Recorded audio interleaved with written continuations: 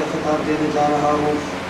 استاد الاساتذہ، ہر عزیز، انتہائی قابل احترام، انتہائی شفیق، لائق تقریر و تعظیم حضرت مولانا قاری عبدالکریم صاحب دعوت برکاتہ العالیہ کو کہ اس ادارے کی بنیاد میں ان کا پسینہ اور خون بھی شامل ہے، جامعہ قاسمیہ F-4 اسلام آباد کے مختلف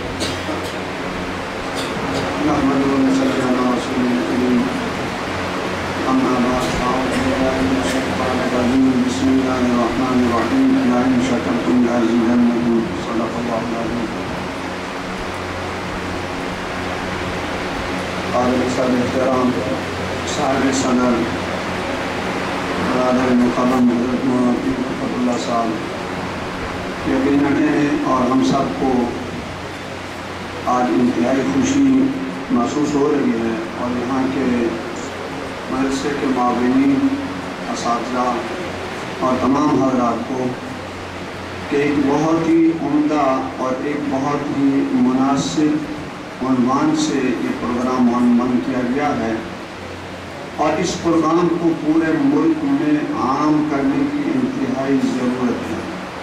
علماء کرام اور اہل دین کا یہ فرض بنتا ہے کہ جہاں بے راہ روی کے لیے لوگ شب و روز لگا کر اور بے راہ روی کو، فحشی اور عریانی کو پھیلاتے ہیں، ہمارا فرض بنتا ہے کہ وہاں ہم علم دین اور قرآن اور اسلام کی شمع کو روشن کریں۔ یقیناً ہر بندے کا اپنا کام ہوتا ہے، یہ ہماری دنیاوی کامیابی کا ذریعہ بھی ہے اور اخروی کامیابی کا ذریعہ بھی ہے، اور وہ شیطانی کام وہ دنیاوی بھی ناکامی ہے اور اخروی بھی ناکامی ہے۔ تو یہ ملک کی آزادی یقیناً بہت بڑی نعمت ہے۔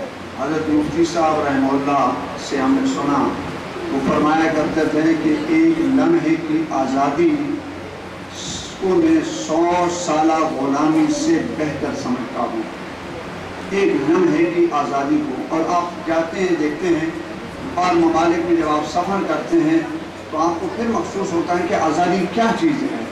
اب یہاں ہم جو چاہیں بولیں اور جو جی میں آئے ہم بات کریں، جہاں چاہیں گھومیں، لیکن جہاں یہ آزادی نہیں، اور یقین جیسے مولانا عبدالحکیم صاحب نے بتایا مفتی تقی صاحب کے حوالے سے، ویسے بھی اس ملک کو اللہ نے بڑی نعمتوں سے نوازا ہے، محلی حقوق کے اعتبار سے، موسموں کے اعتبار سے اور دیگر خزانوں کے اعتبار سے۔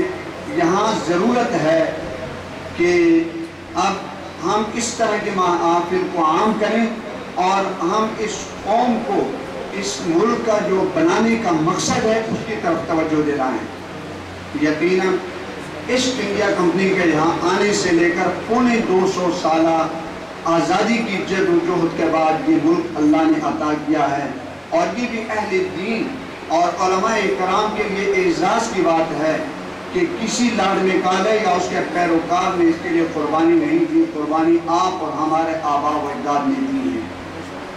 دہلی سے لے کر خیبر تک یہ شاعرہ اگر اس کی ایک ایک درخت سے کسی کی لاشیں لٹکی ہے اور سولی پہ چڑھا ہے تو وہ علماء کرام اور دیندار لوگوں کی لاشیں تھی۔ اور تیل کے کڑاؤں میں 1857 کی آزادی کی جنگ، جو ناکامی کے بعد جو تیل کے کڑاہوں میں ڈالے گئے ہیں، وہ اہل دین سے محبت کرنے والے اور علماء کرام کو ڈالا گیا ہے۔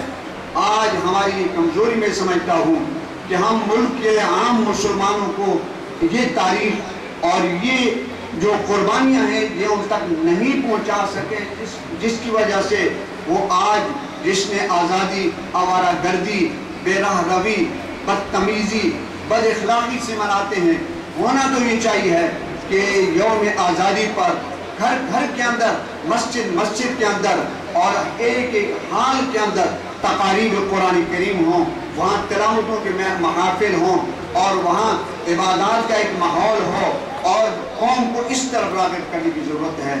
اس کے ساتھ ساتھ انتہائی جو ہماری ذمہ داری بنتی ہے، جس طرح اللہ نے یہ ملک دیا ہے وہ یہ محافل بھی ہم بنائیں، اور اس کے ساتھ ساتھ ہم لا الہ الا اللہ کی جس نعرے پر یہ ملک بنایا گیا تھا اس کی تکمیل کے لیے عملی طور پر ہم اقدامات کریں، ہم مصیبتوں کا شکار نہ ہوں۔ اس کو ضرورت ہے کہ ہمارا عدالتی نظام، ملکی نظام، ادارتی نظام سب کا سب تقاضا کرتا ہے کہ یہاں اسلام کی جھلک نظر آنی چاہیے۔ اس میں جو ہماری کمزوری ہے اس کے لیے ہم محنت کریں، کوشش کریں۔ میں آخر میں عزیزم مولانا حفیظ اللہ صاحب اور مولانا سیف اللہ صاحب اور ان کو مبارکباد بھی دیتا ہوں، اور ان تمام ساتھیوں کو اور ساتھ یہ بھی عرض کرتا ہوں کہ جب بھی کوئی آدمی کوئی حرکت کرتا ہے تو حرکت میں برکت ہوتی ہے۔ آپ بیٹھ جائیں گے اور بڑے بڑے منصوبے صرف وہ اپنے ذہن میں بنائیں کہ عملی اقدام نہ اٹھائیں تو کچھ نہیں ہوتا، اور جب عملی اقدام اٹھائیں گے، کچھ قدم آپ لیں گے تو انشاءاللہ اللہ کی مدد اور نصرت شامل حال ہوتی ہے۔ آج دیکھیں یہ بہترین پروگرام آپ نے کثرت سے محنت پہ بنایا، کتنے حضرات یہاں آئے، یہاں موجود ہیں۔ ہمارا ایک ذہن بنا کہ بھائی اصل مقصد تو یہ ہے کہ پاکستان کی خوشی کا کہ ہم کس طرح کی تقاریب منائیں، ہماری نسبت قرآن سے ہو، ہماری نسبت دین سے ہو، دین پر عمل کرنے کا جذبہ ہمارے اندر پیدا ہو، تو ہم سب کو اس طرح کی کوشش کرنی چاہیے۔ میں اس پر دوبارہ مبارکباد دیتا ہوں اور دعا ہوں کہ اللہ تبارک و تعالیٰ اس ادارے سمیت تمام ہمارے اداروں کو، اور پھر اس وقت ایک بات آپ کی عرض کروں کہ ہم نے حالات سے اور اس سے ڈرنا نہیں چاہیے۔ حالات جب مشکل، ہمارے اکابر نے کیا تعریف کی ہے، اس لیے ہمارے اکابر علماء کرام جو ہمیں کہیں، ہمیں دین کی خاطر، اسلام کی خاطر اور اس ملک کے جو ہے اسلامی تشخص کی خاطر حکمت اور بصیرت کے ساتھ ان کا غیر متزلزل ان کا ساتھ دینا چاہیے۔ الحمدللہ آپ اگر میدان میں ہوں گے تو باطل قوتیں جو بہت کچھ کرنا چاہتی ہیں وہ نہیں کر سکیں گے اس ملک کے خلاف، اسلام کے خلاف۔ اور اگر آپ بھی ہاتھ جو ہے وہ ہاتھ پہ ہاتھ رکھ کر ہمت ہار جائیں گے تو پھر جو ایک صدی بعد کوئی پروگرام لانے کا منصوبہ بناتا ہے نقل فور لے آئے گا۔ اللہ تبارک و تعالی ہماری مدد نصرت فرمائے۔ وآخر دعوانا الحمدللہ۔ ماشاءاللہ، جزاک اللہ۔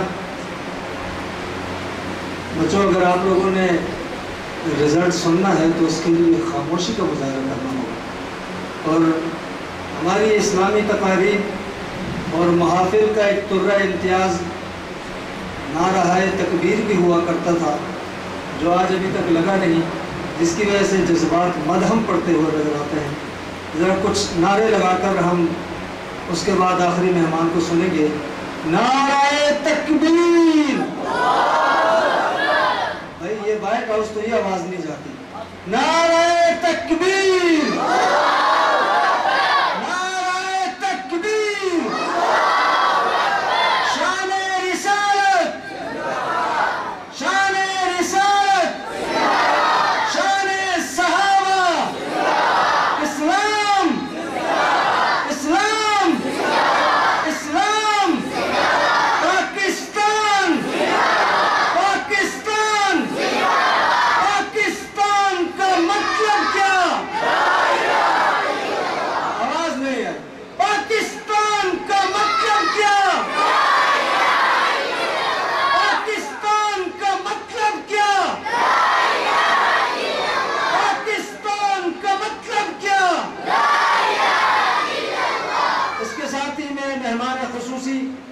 محترم برادر، انتہائی قابل احترام اس ادارے کے سرپرست معاون اور بہت سارے اداروں کے معاون، علماء اکرام سے انتہائی خصوصی تعلق رکھنے والے، اور ماشاءاللہ قرآن سے کیا تعلق ہے کہ الحمدللہ اللہ نے انہیں 2 بیٹوں سے نوازا اور دونوں ماشاءاللہ حافظ قرآن ہیں، اور ایک تو آج الحمدللہ اس مقابلے میں بھی تشریف لائے اور بہت ہی عمدہ اور خوبصورت انہوں نے تلاوت کی۔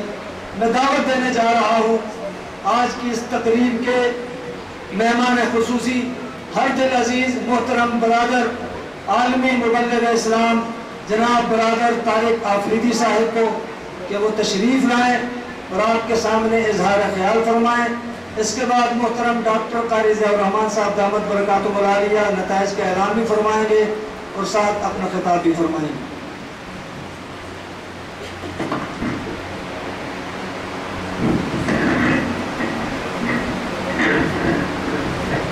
بسم اللہ الرحمن الرحیم نحمدہ و نصلی و نسلم علی رسول کریم. جس اعتبار سے